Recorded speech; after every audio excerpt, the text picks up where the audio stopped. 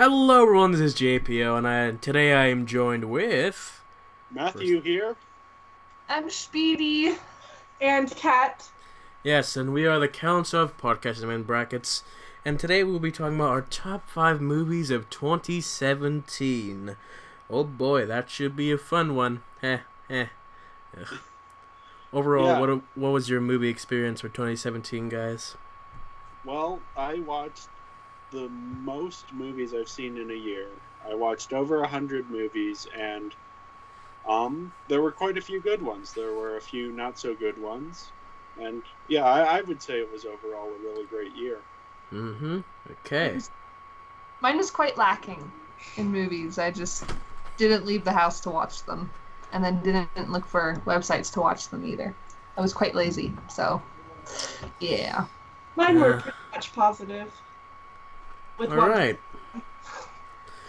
So, if you guys, or the people watching us, have no idea how these things works, so we start with our 5th choice, we each go around, and then we go to number 4. If you don't know how to count that, then after that we have 3.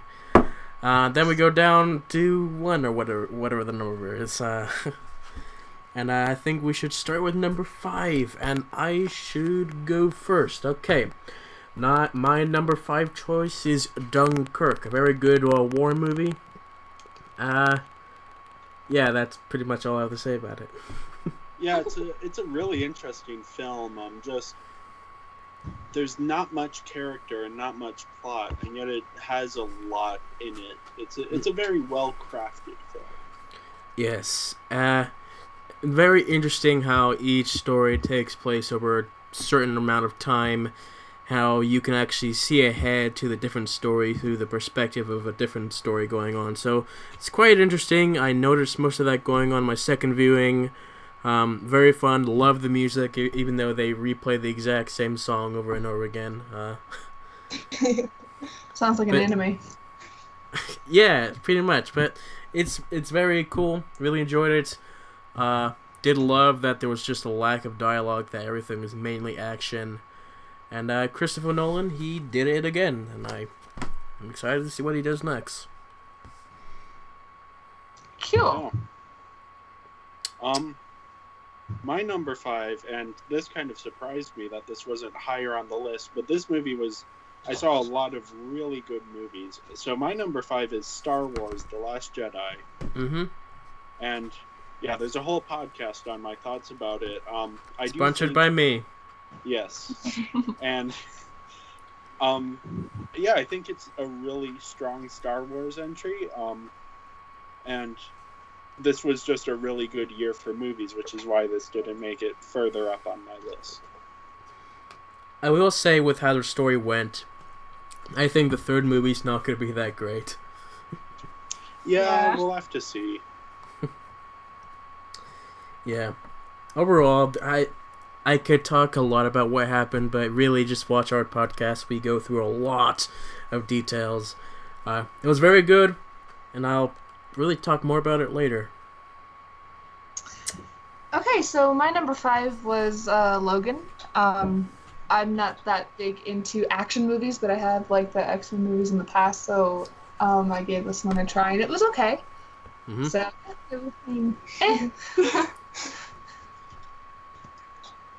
And my number 5 is also Star Wars. Yeah? Yeah. You want to talk about it? You already... Well, I thought, the first time I watched it, I didn't like it too much. I felt like there were too many plot twists and stuff, but then the second time it was a lot better. Yeah, that seems to be the way people have been saying it, mainly. After their second viewing, they enjoyed it a lot more, which it makes sense. Yeah. Alright, I guess... Yeah. Yeah?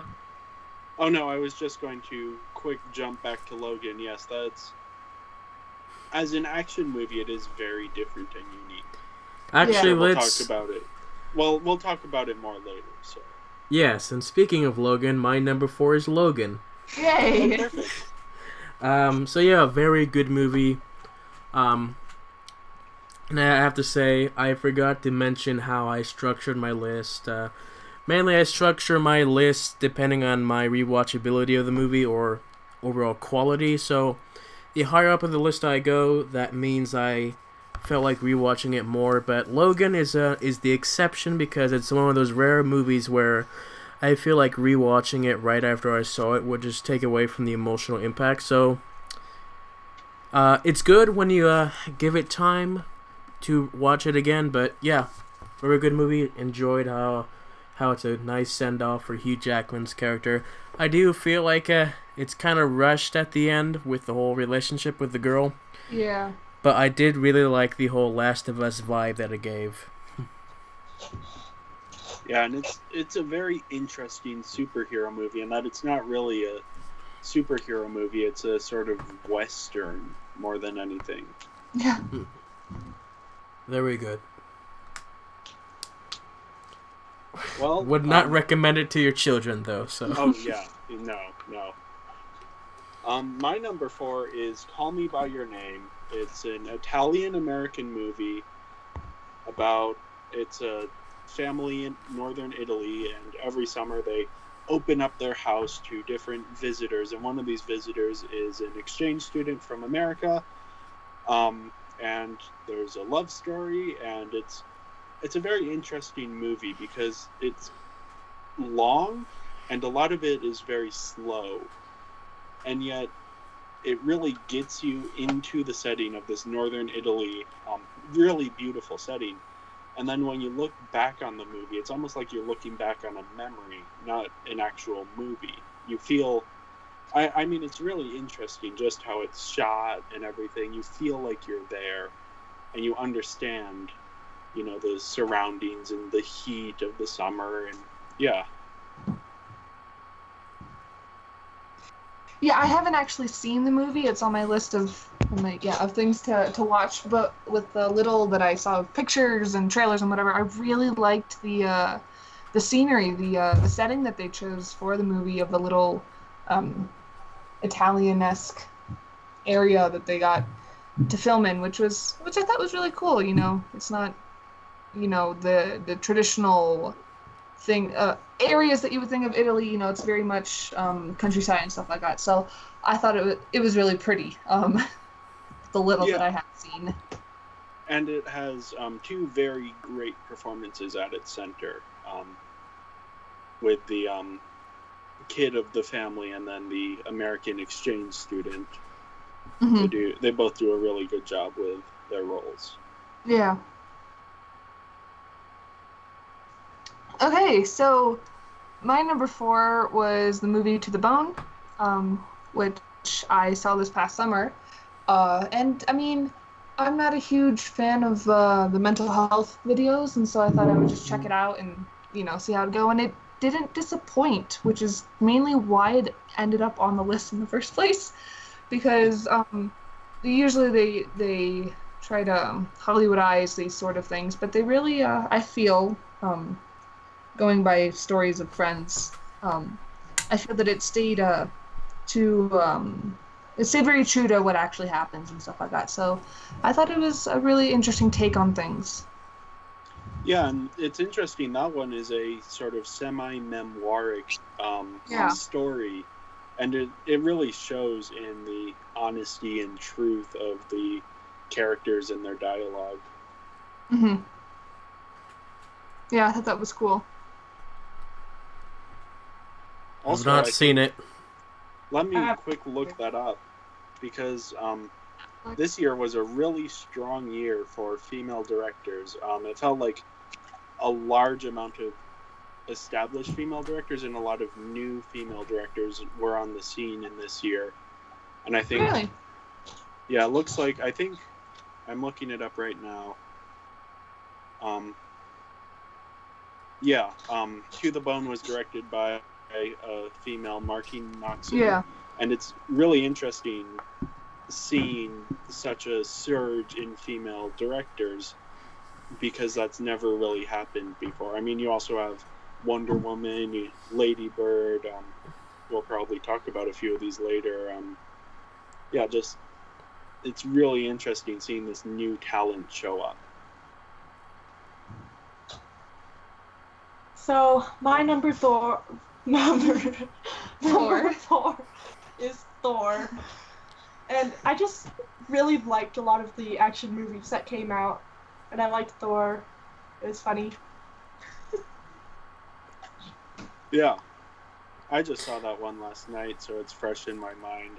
Mm-hmm. Yeah, it's a lot of fun. So, let's transition to my number 3, which is also Thor. So, I really liked it because it's nothing like the first 2 movies.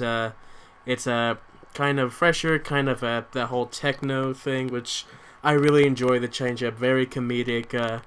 Probably one of the funniest of the Marvel movies that we've had up to date. I'm glad that they made the change-up. I love seeing all these characters together.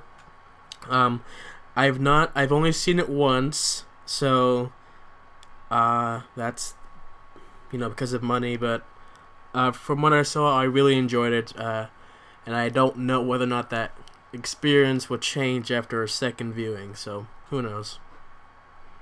And I mean, it's one of those movies, like, it isn't a very heavy movie, so it's a nice type of thing to maybe watch with friends or after a long day of work. It's not going to be intellectually challenging, but it's a lot of fun. It's almost like reading a good comic book.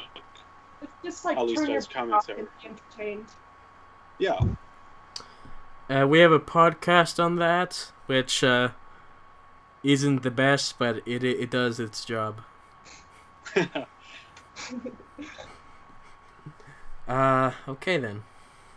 Yeah, my number 3, God's Own Country, and it's been compared to Brokeback Mountain. It's about 2 shepherds in Yorkshire, England, and they sort of fall in love over this period of time, but it's a really interesting film in that it really grows on you. Like, it's very beautifully shot, and of course they're taking advantage of this beautiful countryside, and there's sort of like this gruff romance that's forming, and yeah, it's just really interesting how it was made. And I also have to say the ending is what really won me over. It has a really great ending.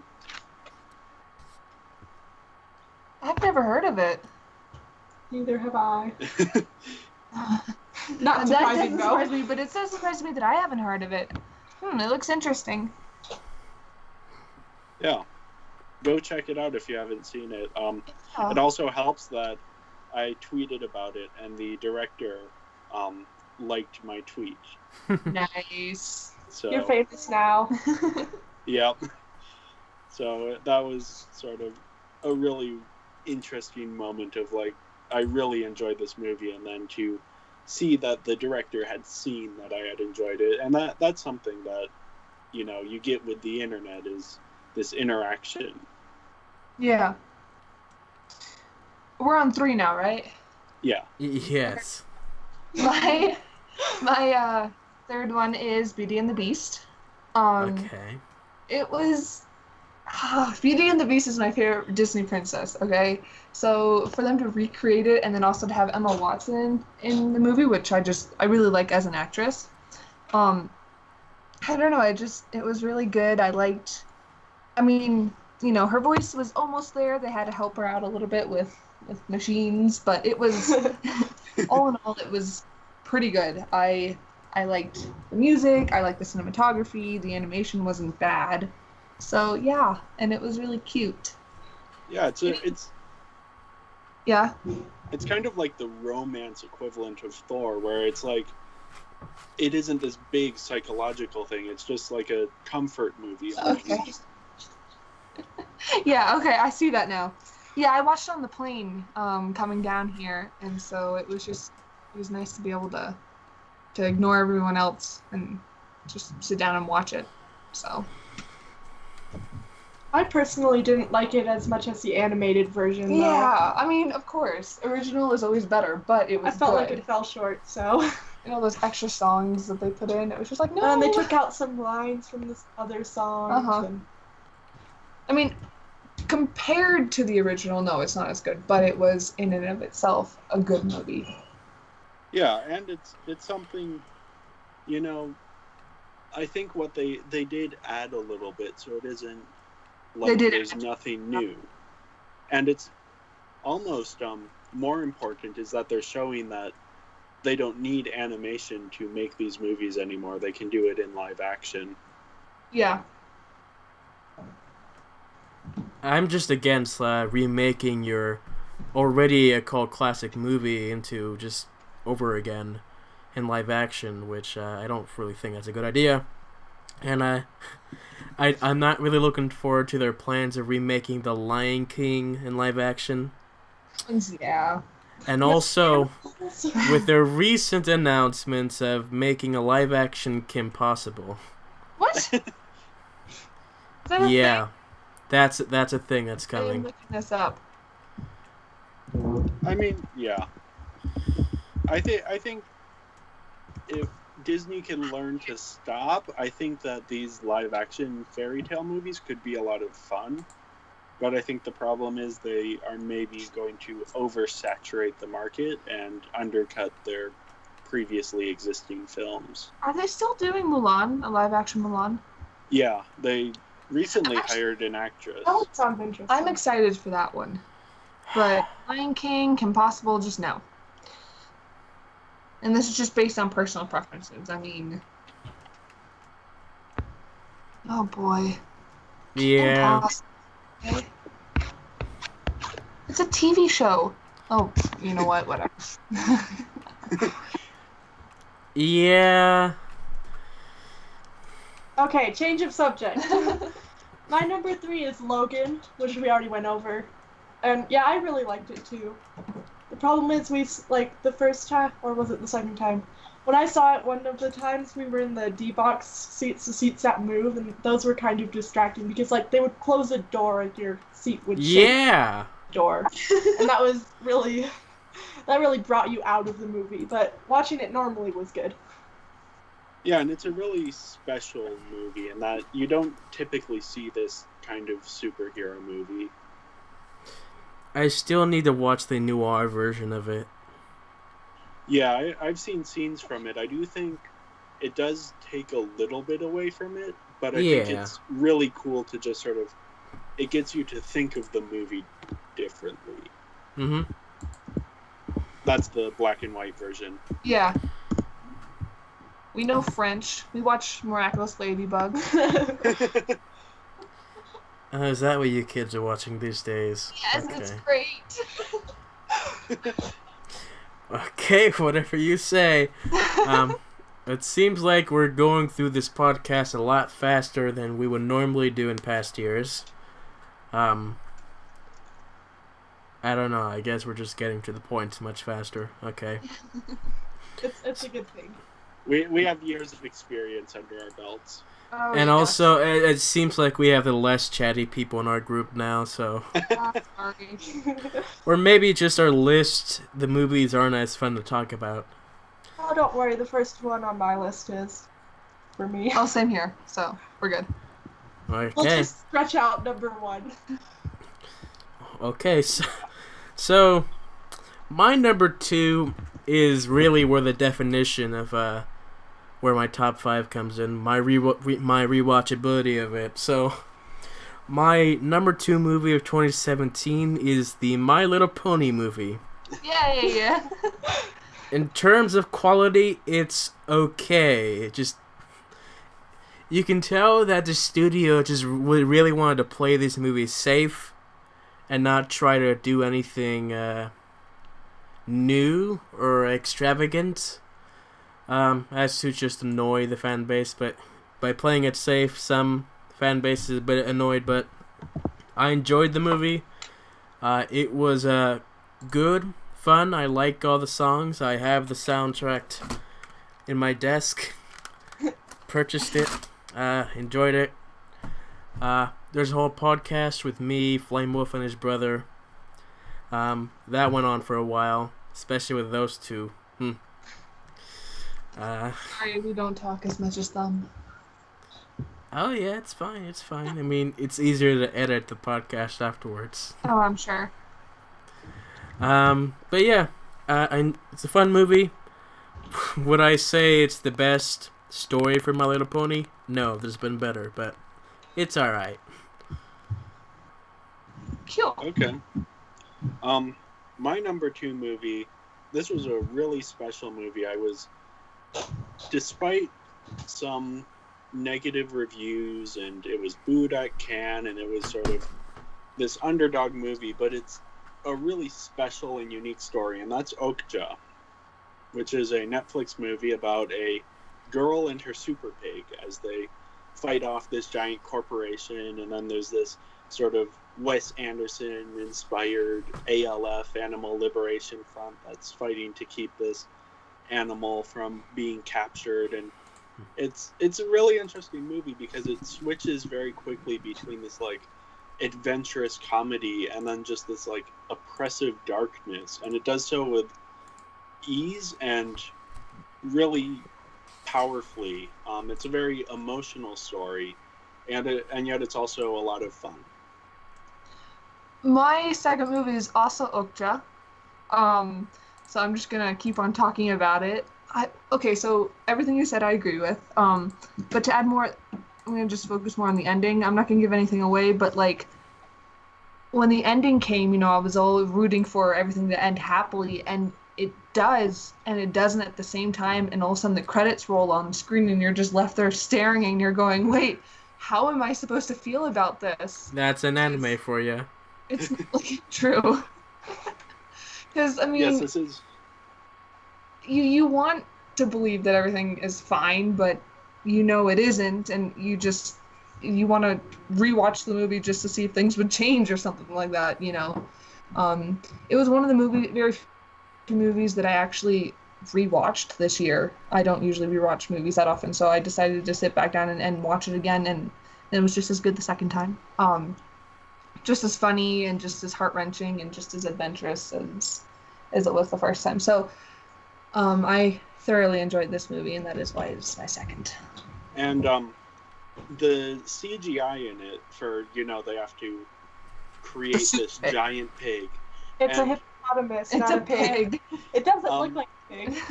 But what it doesn't look real, and yet the little girl that they have for the actress is just so perfect at making it feel real. So there are moments where you're just sitting there wondering how they got these shots of this little girl interacting with a fake pig, and it's just exactly. And yeah, I mean, the character, even though the character isn't there, it feels like there's a presence there, and that was, for a lower budget movie, that's always really nice to see. Mm-hmm. Yeah. And the acting is great.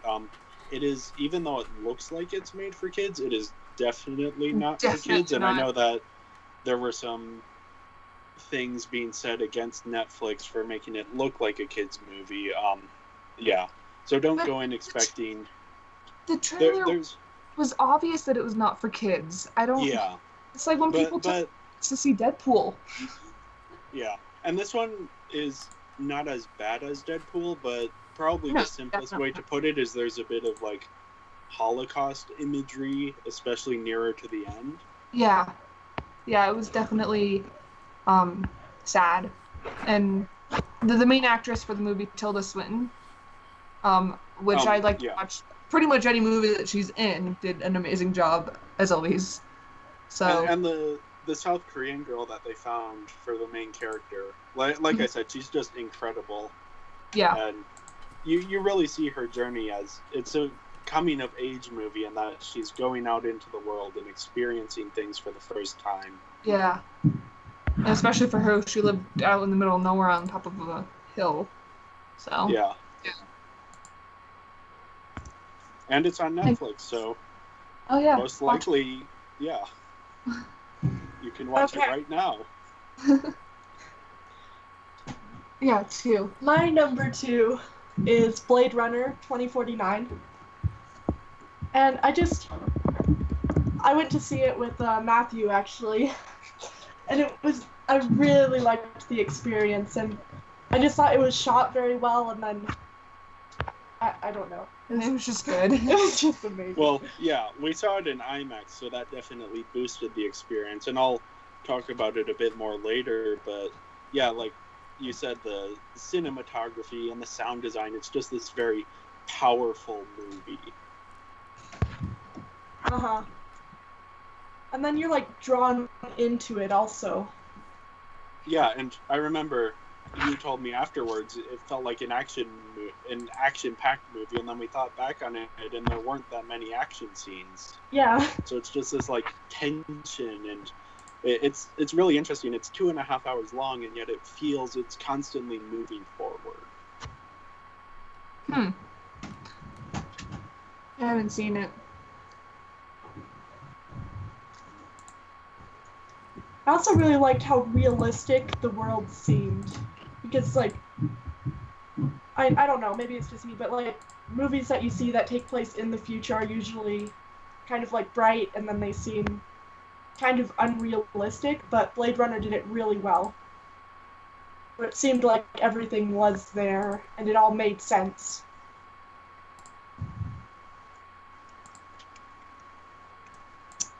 Uh-huh.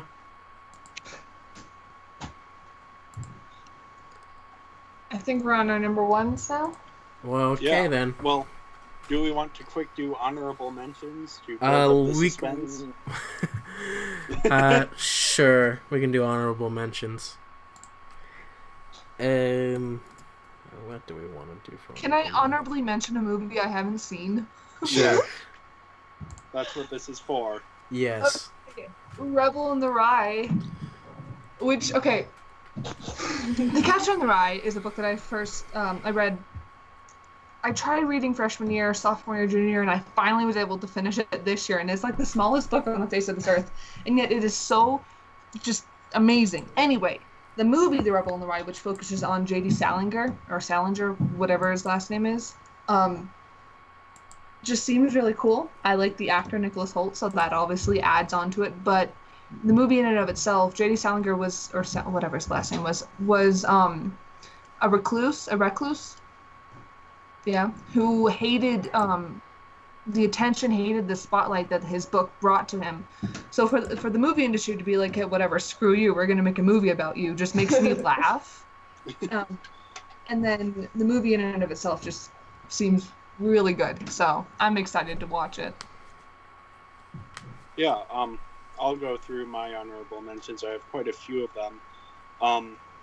Lady Bird, which I already brought out, female director, really well made. There's a character in the movie that everyone can relate to, as in, there isn't one character, but like there are characters that anyone in the movie or anyone in real life can relate to, and the director does a really good job of really understanding her characters.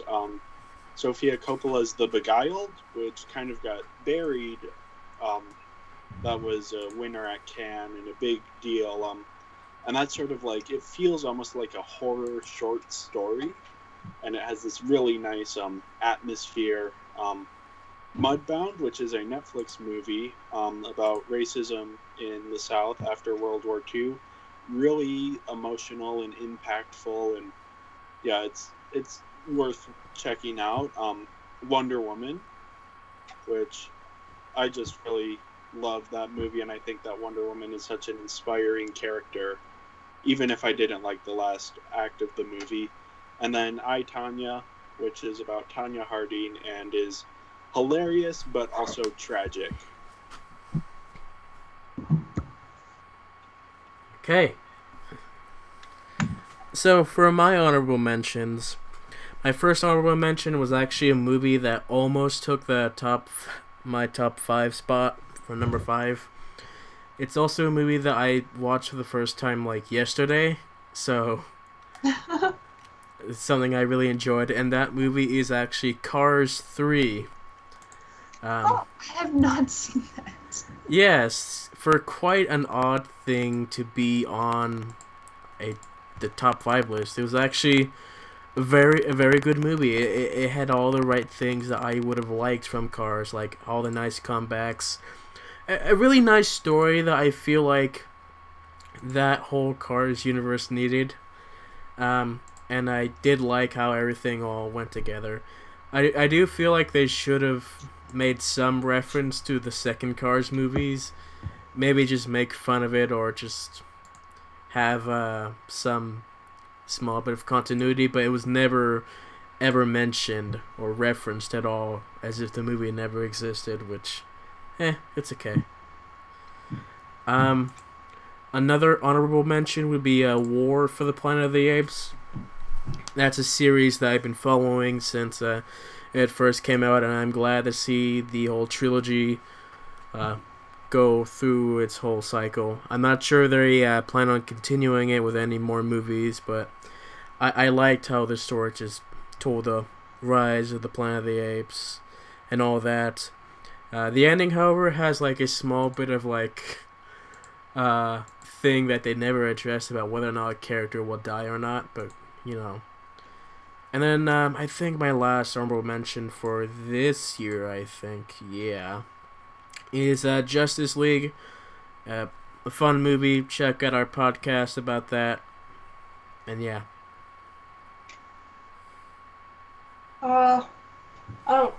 I guess the only other movie that I've watched that isn't on my list would be the Spider-Man movie that came out. And I actually quite liked Spider-Man Homecoming.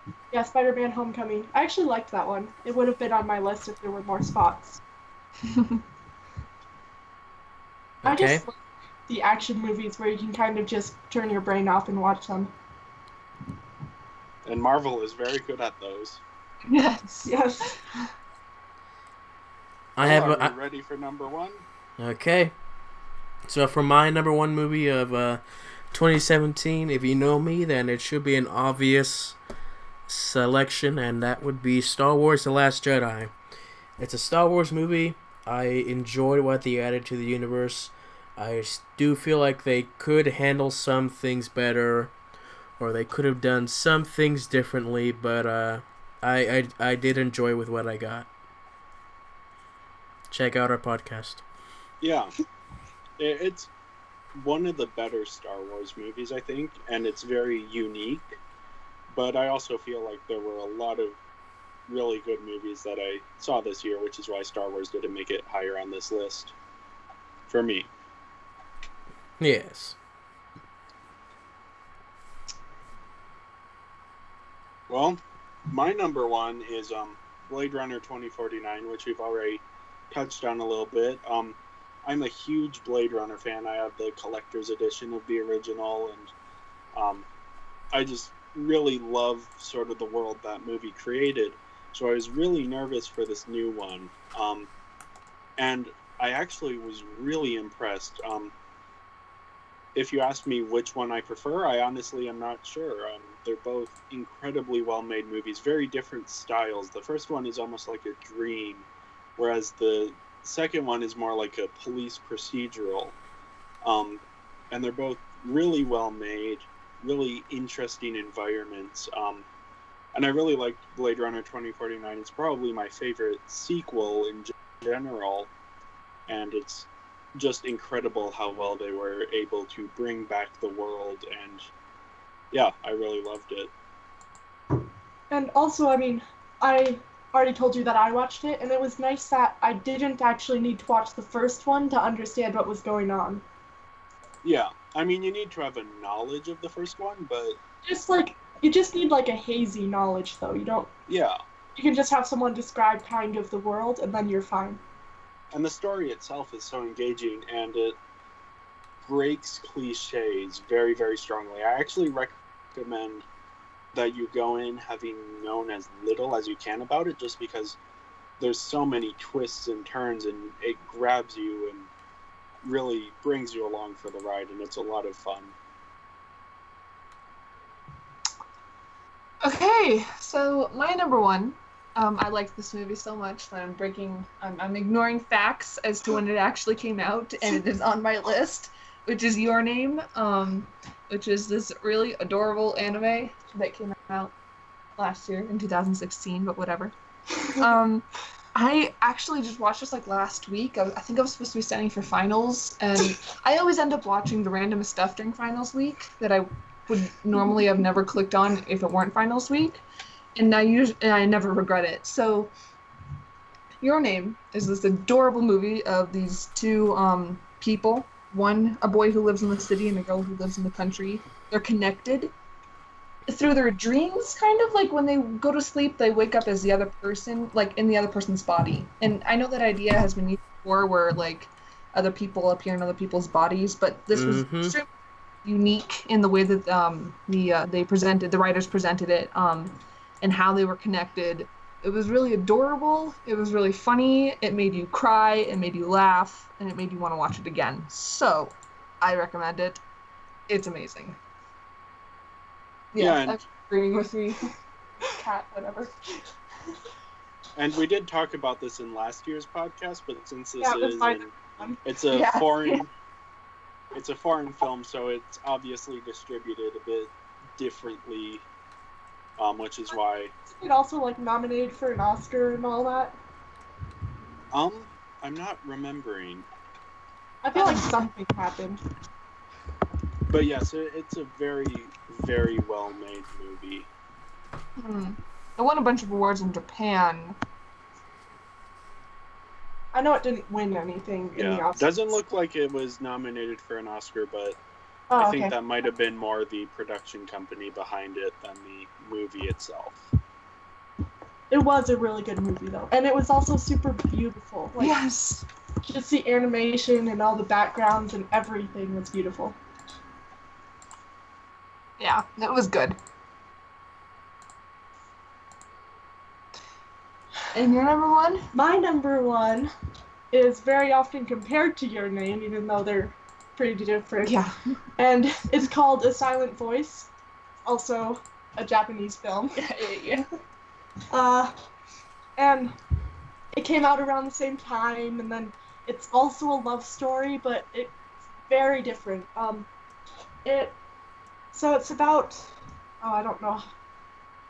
I'm terrible at describing movies. It's this dude who made fun of a deaf girl, right? Or a mute girl. So this guy, when he was in 6th grade, he and his classmates bullied a deaf girl because they didn't know what else to do, basically, since they're kids. And then then the guy, he gets blamed for all the bullying.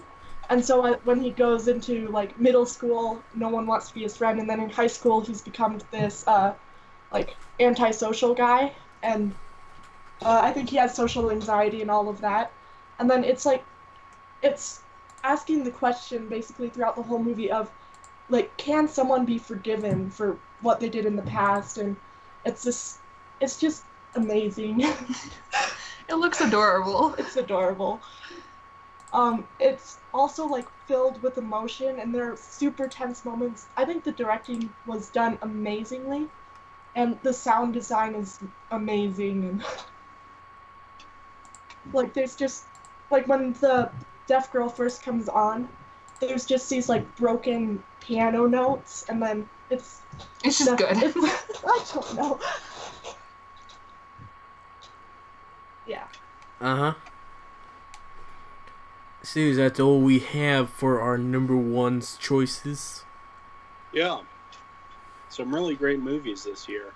I think all of our number ones were different. It's not the best year for movies, but it was a good bunch of good movies, though. Me. I watched a bunch of good movies. Last year I didn't watch any movies. That was the opposite for me. It's now time to talk about our least favorite movie of 2017. And for mine, I was actually quite surprised when it came down to that.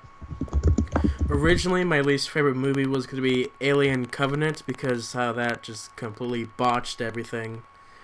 But then I rewatched a movie recently, and it made this list. And that movie is actually Spider-Man Homecoming. I never liked this new version of Spider-Man. He just seemed completely rushed and tacked on in the previous movie that he was in. His costume just does not look very good, just looks mostly CGI, even when it's not. The actor's fine, just the way he portrays the character I don't enjoy.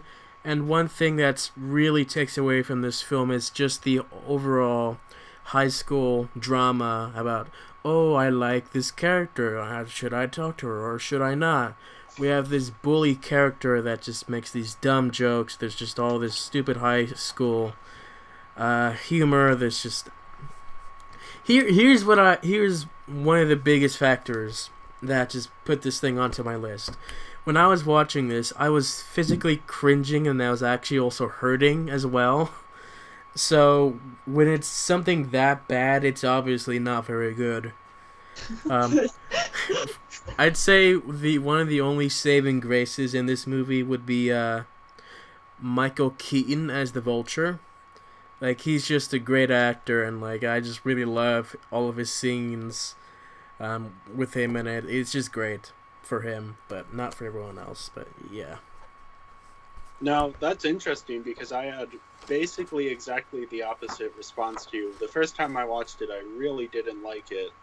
And then I watched it a second time and I liked it more. And I really liked Tom Holland as Spider-Man, but I mean, that's a fight for a different day.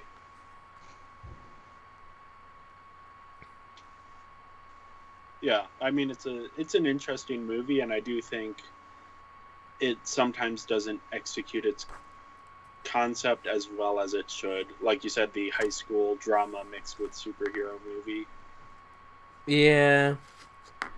I think it does well in terms of making this version of Spider-Man modern with our generation or the next generation of teenagers, but the fact is I hate the next generation, so I didn't like anything that I saw. So, yeah.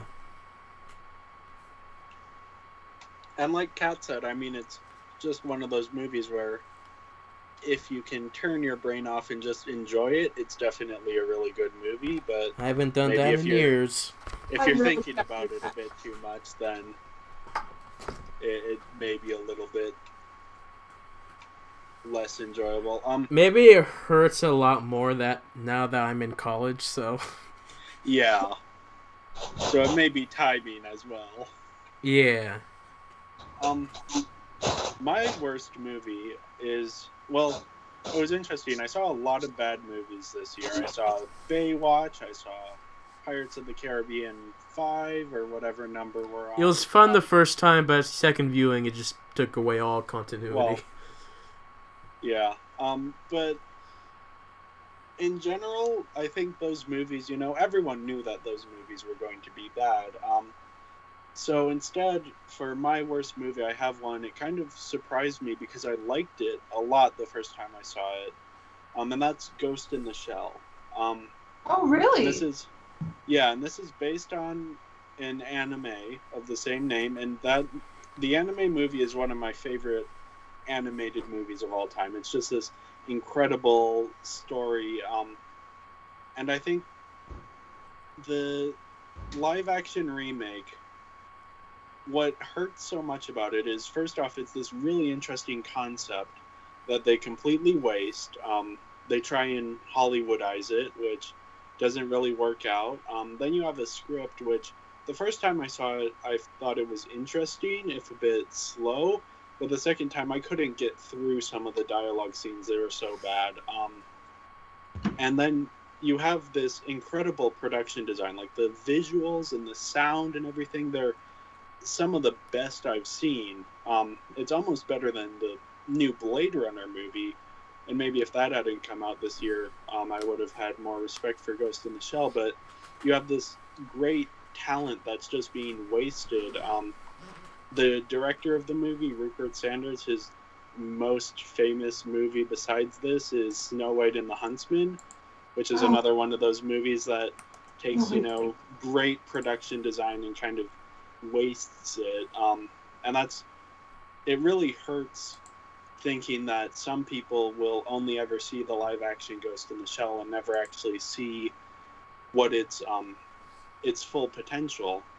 And it kind of reminded me of Batman vs. Superman in that it makes a really great art gallery, but as a movie itself, it doesn't hold up as well.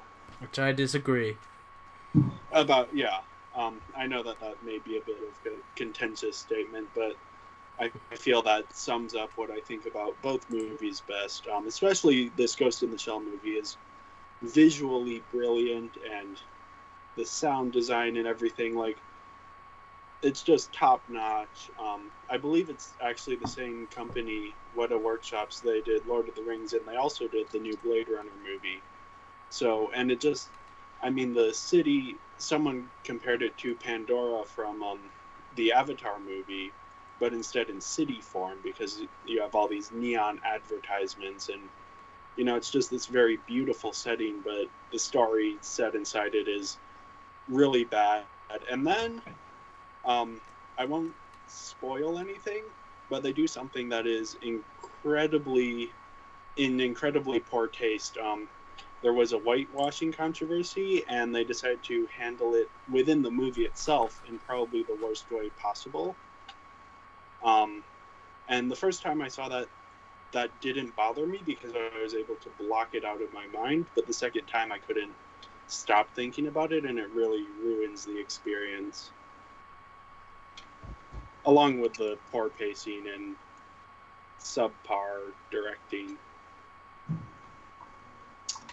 Okay, so my least favorite movie was What Happened to Monday. It was just terrible. So I remember seeing the trailer before it came out, and I was like, this is really interesting. I want to watch it, and I also really liked the main actress, whose name I don't remember, but she's in a couple movies. Noomi Rapace. Yeah, I really liked her. So I was just like, okay, this seems really cool. And then it comes out, and I watched it the day it came out, and I'm going, where's the storyline?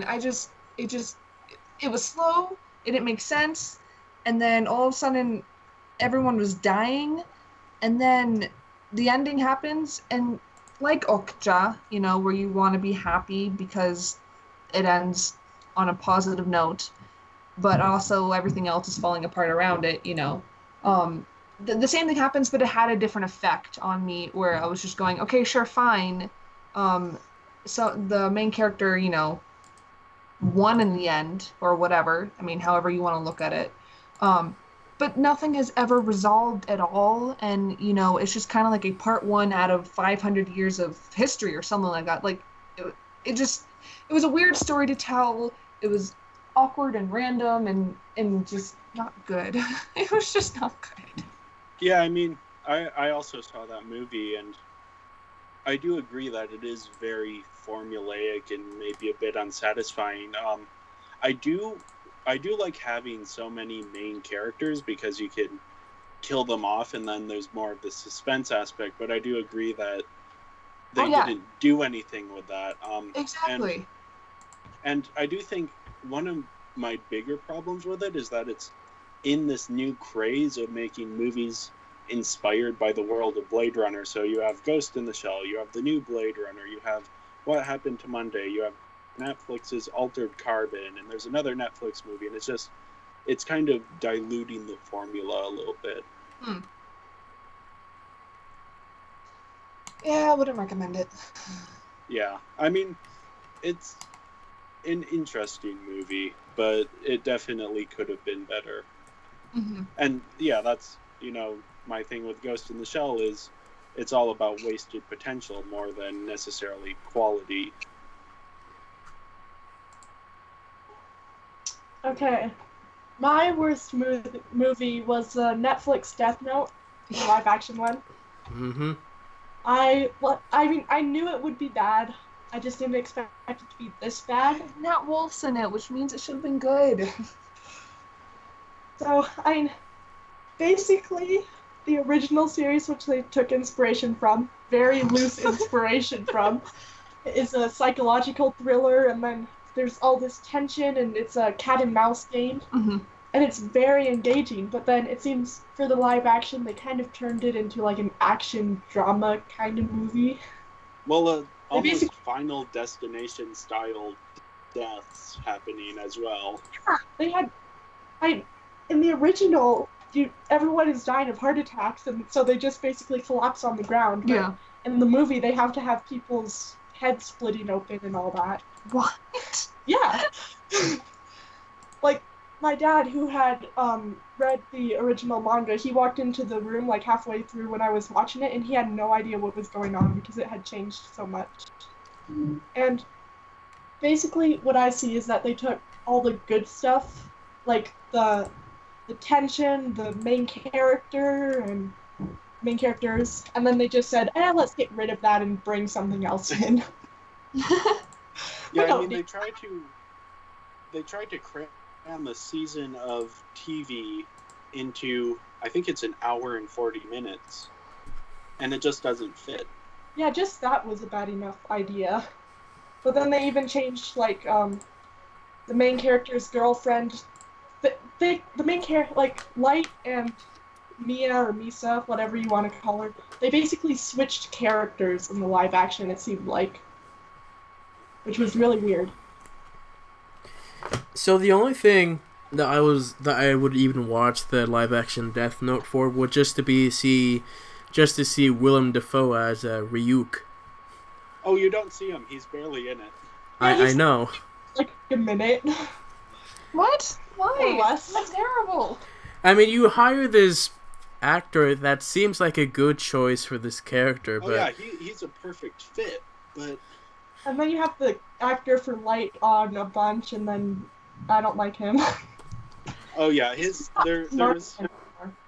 I saw a video on Facebook. It was that does other people's homework and gets in trouble and he's bullied. So he's not actually the cool kid. Yeah, you know, I saw one episode, or maybe 2 episodes of the original Death Note. I stopped watching it because of how dark it was. It wasn't for me, right? Like, I could see how other people got into it, but I don't, as you saw my list, I don't really like dark things. So, when I heard that they were coming out with a live action, you know, I was just like, I mean, if in my opinion, the anime was poor, you know, story-wise, I didn't trust the live action at all. No one did. They just didn't think it would be so bad. Yeah, and I mean, there was a interesting comparison video that I saw on Facebook of like Light meets Ryuk for the first time. And so in the anime, you know, he's like, I was expecting you. And then in the live action, he's running around this room screaming his head off.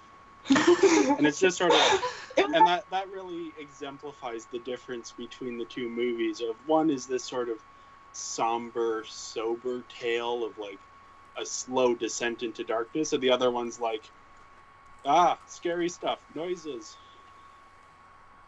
I think if you kind of look at the one as a comedy where you laugh at the bad storytelling and all that, then it's good. Completely the intent of the director, I'm sure. Yeah. So is that everything for our worst movies list? Yeah, I think so.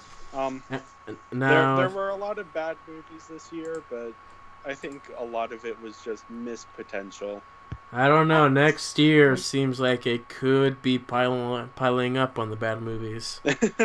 Well, yeah, I mean, the worst movie of the year has already come out. I won't spoil my list, but you can start speculating now. Yeah, it might change, but... You mean the Emoji Movie wasn't the... Didn't make Matthew? Well, it was... I mean, my thing is, you know, if the movies... There are certain movies like Pirates of the Caribbean 5, you know it's going to be bad. Then there are movies kind of like Jumanji where it's not perfect, but it's better than you expected. And then there are movies like Ghost in the Shell where you think it might be good, but it just isn't. Mm-hmm. So, I guess we should go on to the movie that we are looking forward to the most next year. Yeah. Is there a gang Who's here? going to start? I mean, I'll start. Hello? Hello. Okay. I was wondering you were still here or not. Sorry, yeah. So going through like the list of movies of next year, which there seems to be a lot of movies that have the potential to be good, but I feel like are going to be falling short, especially a lot of them. And so normally I would just go with like a Star Wars movie, but because Solo is not really a movie that I'm really looking forward to the most, and I kind of feel like it's not going to be that great, I'm just left with just something that just appeals to me the most. And oddly enough, the movie that I'm kind of looking forward to the most is The Predator. Okay. Yeah, that one looks... I don't think it's going to be very good, but because The Predator is just so much fun. Well, it seems like it might be good because they have a really good director and a really good cast. So, I mean, we'll obviously have to see a bit more, but... Yeah. See what they do with this universe. And I still want them to tie into the Alien universe. That would be interesting. Just bring back Neil Blomkamp. Yeah. For my most anticipated movie, it's one I didn't even realize until a few months ago even existed, but it's called Annihilation, and I'm not entirely sure what the plot is. It seems to be this scientist goes looking for something that made her husband go crazy, and it has a weird history in terms of its production. It was pulled from theaters internationally, and it will be released on Netflix internationally. Not in the US, sadly, so I'll have to wait a little bit to see it. But, just all of this behind-the-scenes drama. But it looks like it's going to be almost an Inception-type movie of just this puzzle that you have to piece together, and I'm really looking forward to see if it's actually any good, because it has Natalie Portman, Oscar Isaac, Jennifer Jason Leigh, these incredible actors. It's from the creator of Ex Machina, so it just looks very good, and it has a very cool production design. I don't know, I wasn't that intrigued with the trailer. I was. My most anticipated movie, is gonna be, The Incredibles 2. I don't care if it's bad. I just want it to come out. I've been waiting for a sequel for years. Yeah, I hope it's not bad. Years. Whatever it is. I'm not 17. I'm 18, and it did come out when I was 1. But whatever. I'm excited. I don't know. I don't know what the storyline's going to be. I got nothing from the trailer, but whatever. So, I just can't wait for it to come out. I might even go to the movie theater to watch it. That's how excited I am. In Spanish? Yeah. Actually, I'll probably go at 12 o'clock at night. It might come out in English by then. Okay. Okay, my movie that I'm looking forward to is the Avengers Infinity War. Okay. As you can see from my top 5 list, I just like the mindless action movies. So all I'm hoping for really is good action, good comedy, and then I'll be fine. Well, superheroes. I'll be satisfied. Yeah, and that one's like a really big deal because, it's been 10 years since Iron Man, and it's been a really interesting journey. I think for most of us, the Marvel universe has been around for more than half our lives. So just seeing this feels almost like maybe not a conclusion, but sort of a peak. A homecoming. Yeah. I feel like it should just be a conclusion because I feel like the movies are just dragging on at this point, and I'm getting kind of tired of Marvel's setup. I am looking forward to the Captain Marvel movie and Ant-Man and the Wasp. I think I'm interested to see if they can continue the franchise anymore. And it sounds like early reviews from Black Panther are really good, so you never know. Maybe they'll take the franchise in a new direction. maybe, you know, with Disney buying part of Fox, hopefully they can add all of those new characters that we all want to see come together. Which we probably won't, since people's contracts and people getting older. So, you know. Well, yeah, it'll be interesting to see this. It feels like the end of an era, almost. And it'll be interesting to see if Marvel continues going forward as strong, or what ends up happening. Yeah.